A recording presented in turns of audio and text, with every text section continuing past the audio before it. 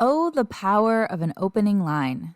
The breakthrough hit from Beyoncé's genre-crossing album, Cowboy Carter, opens with a powerful metaphor, right? This ain't Texas. What she's saying is, this isn't what you know me for, but I'm here to do it anyway. She emphasizes how she's transcending what people expect of her, especially in a genre like country music, where she has historically faced barriers. Beyoncé's bold proclamation could be seen as a rejection of the rules and norms imposed on her by the industry, suggesting that while she may draw from certain influences, she is creating something entirely new and unique. And yeah, Beyoncé has the power of her previous accomplishments to fuel her ability to say, "Watch me." But she's not the only one capable of this kind of change-up.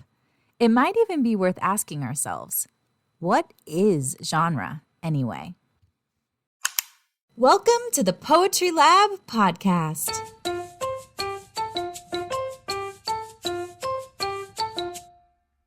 The Poetry Lab started 11 years ago to help dedicated, self-taught, and formally trained writers find a place in their community to write, read, learn, and collaborate.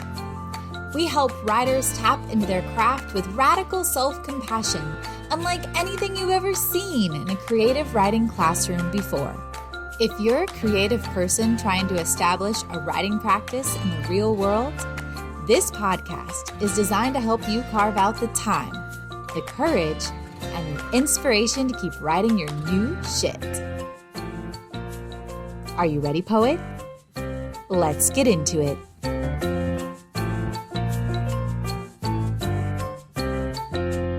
Cowboy Carter was born out of Beyoncé's experiences of being excluded from country music spaces, despite her immense talent.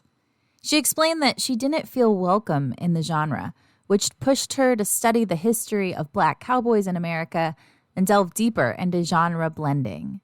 In her words, "The criticism I faced when I first entered this genre forced me to propel past the limitations that were put on me." Despite Cowboy Carter's success, the album was snubbed at the 2024 Country Music Awards, only highlighting how systemic barriers often have nothing to do with talent, but rather with who controls certain spaces. The experience mirrors what many writers face when transitioning between genres. The idea of genre itself can feel like a trap. Beyoncé notes, "I believe genres are traps that box us in and separate us." Well, there you have it. The origin of the word genre comes from the Latin genus, meaning a class or a kind, emphasizing categorization.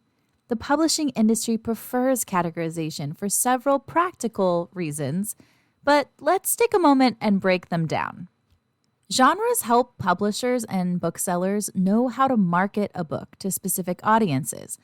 Readers often seek out particular types of books, whether it's romance, mystery, poetry, or science fiction.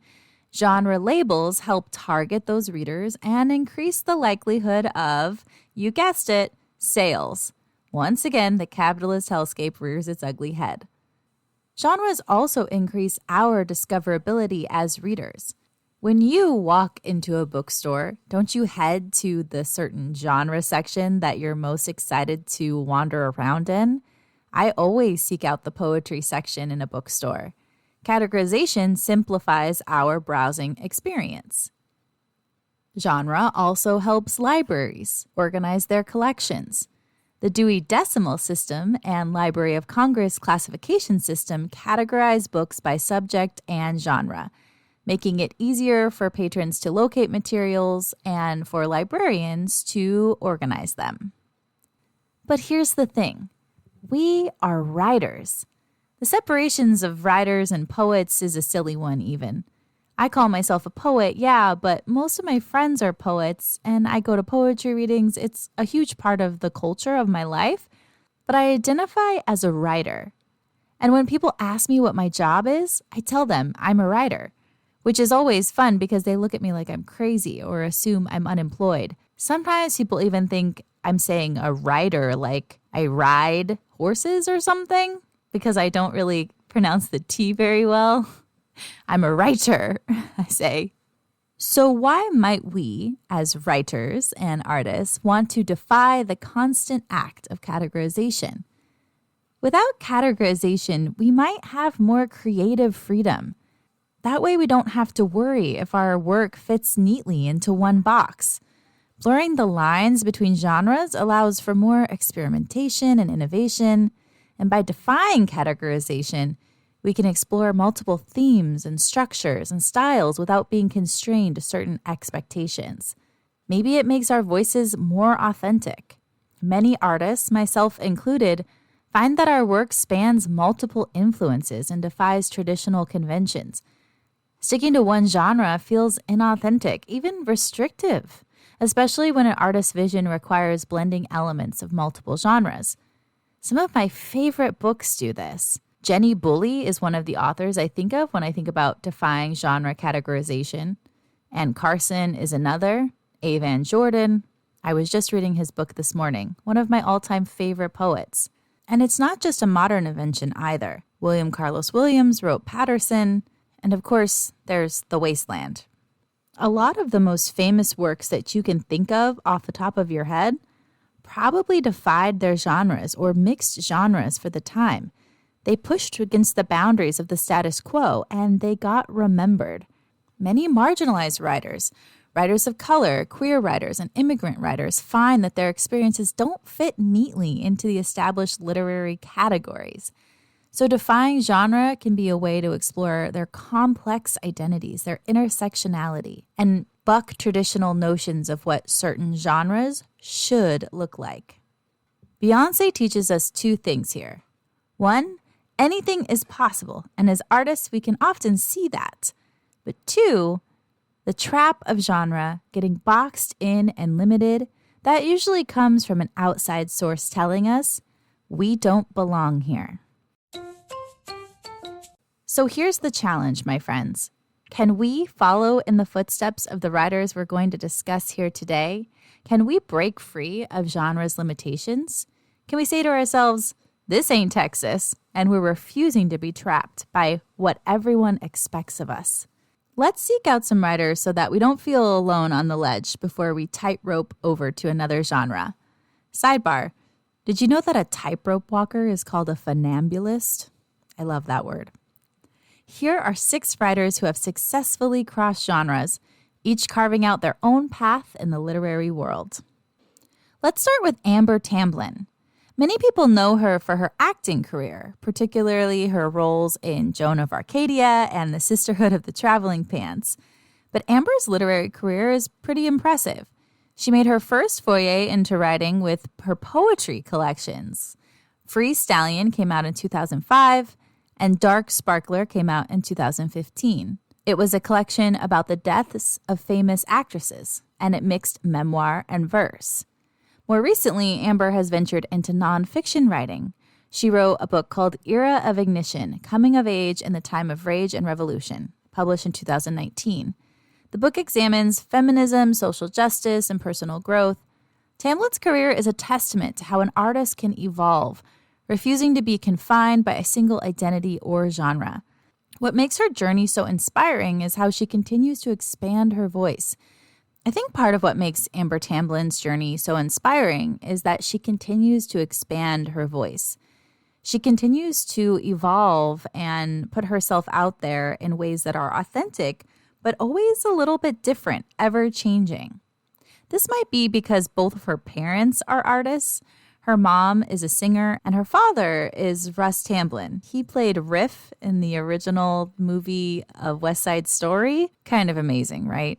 But let's talk about somebody who didn't have the benefit of having parents who were already artists, Ocean Vuong. Here is a writer who has made an indelible mark on both poetry and now fiction. Born in Vietnam and raised in Hartford, Connecticut, Ocean Vuong gained early recognition with his poetry collection, Night Sky with Exit Wounds. That came out in 2016, and the collection was highly revered. It won the T.S. Eliot Prize. It delves into themes of war, identity, and personal trauma. His leap into fiction came with his debut novel, On Earth We're Briefly Gorgeous, which came out in 2019. That's only 3 years after his first poetry book. The novel is a letter from a son to his mother, blending fiction and autobiography in a genre-bending way that challenges the structures of traditional narrative.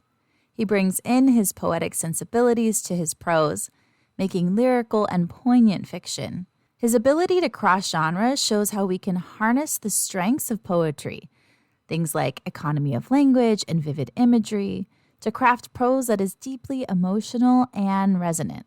And I think it's interesting to stop here and just consider for ourselves, what are you writing? I've always written in all the genres. I'm fascinated by memoiristic nonfiction, and I like humor writing too, so funny memoirs are a thing I'm really interested in. I've been working on a set of romance novels for almost 15 years now because I love that genre as well. Will I ever publish or do anything with those manuscripts? I don't know.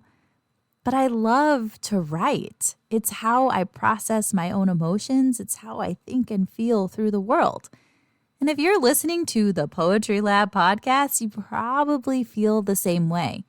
I'm super curious about what other genres you write in, and what's your favorite? How do you feel when you navigate those different genres? Have you ever done anything to combine them? A block of prose followed by a poem. One of my favorite forms is called the haibun. It's a prose poem followed by a haiku. Mixing genres is inherent in what we do as writers. Again, these lines bleed into each other, and the differences in those categorizations, that's not really for us. It's for the rest of the world to make sense of us. Let's keep going. Kaveh Akbar, another poet whose work is rooted in personal experience, and much of which centers around identity, addiction, and spirituality. His first collection was called Calling a Wolf in 2017. It was lauded for its honesty and its beauty in tackling the subject of recovery. Born in Iran and raised in the United States, there are also a lot of themes of displacement running throughout his work. Recently, he made his fiction writing debut with his novel, Martyr. It was published just this year in 2024. Akbar tells a story of Cyrus Shams, a newly sober son of Iranian immigrants navigating grief, addiction, and identity. The novel showcases Akbar's lyrical prose and his deep exploration of human struggles, bringing the same intensity from his poetry into his fiction. I think his ability to cross genres illustrates how poets can expand their voice and style to new forms while still maintaining that emotional depth. Here's someone whose work really excites me, Honorée Jeffers. She's a poet who made an enormous splash in the literary world with her debut novel, The Love Songs of Webb Du Bois. It was published in 2021. Before that, though, she was a well-established poet, having published 5 collections of poetry. Maybe you've heard of The Age of Phyllis. It was published in 2020. It was longlisted for the National Book Award, and it's a pretty thick book of poetry that details the historical life of Phyllis Wheatley. So we know this is a poet who is not afraid of a historical theme or docu-poetry. So in her novel, The Love Songs of Webb Du Bois, centuries are spanned, weaving together personal and historical narratives. It's an epic exploration of Black identity, history, and Black resilience. What makes Honorée Jeffers' transition so remarkable is that her poetic voice continues to inform her fiction. Her prose is lush and layered, carefully crafted. She shows us how storytelling skills honed in poetry can serve a writer when they shift into novel writing. All right, so we've talked about poets who've made a foray into fiction writing, but there's other genres out there, right? Let's look at Mahogany L. Browne. She's an example of a writer who refuses to be limited. Known primarily as a poet, Mahogany L. Browne is also a novelist, a playwright, and she's even made a foray into the world of comics. The themes in Mahogany L. Browne's work are of social justice. She writes poems that speak to the Black experience in America. Her work is raw, emotional, and challenging to readers who want to confront uncomfortable truths.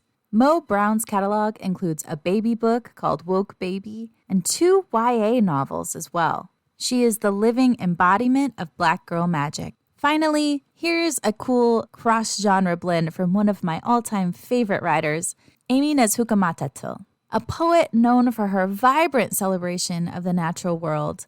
I've been reading Amy's work since At the Drive-In Volcano, which is her second book. Then I went back and read her first book, Miracle Fruit. And since then, Lucky Fish and Oceanic have come out. I'm naming all these off the top of my head because this is really one of my favorite writers. Her writing is full of lush imagery, and the speaker's identity and voice comes through so crystal clear in her poems.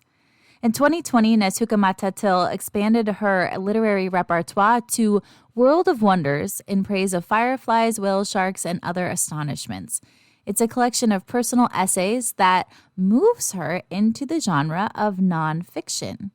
What's fascinating about World of Wonders is how her voice in nonfiction is lyrical and meditative, unapologetically so.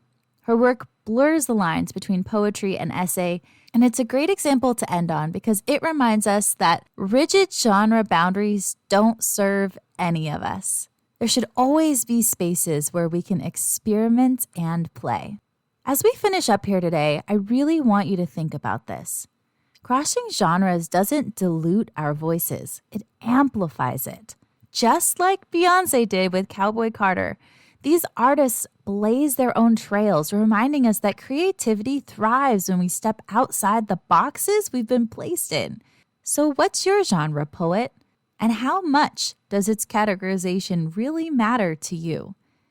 If you haven't picked up any of the books I've talked about, the poetry or the prose, I hope you do. I'll link to everything that I mentioned on the show notes page for this episode 38 of the Poetry Lab podcast. So please be sure to like and subscribe wherever you're listening now.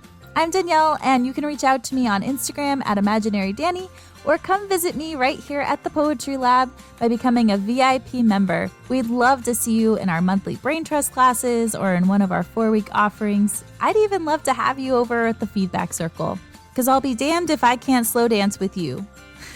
Come pour some sugar on me, honey, too, right? I'm going to go listen to that song. That's all for now. I hope to see you soon at the Poetry Lab.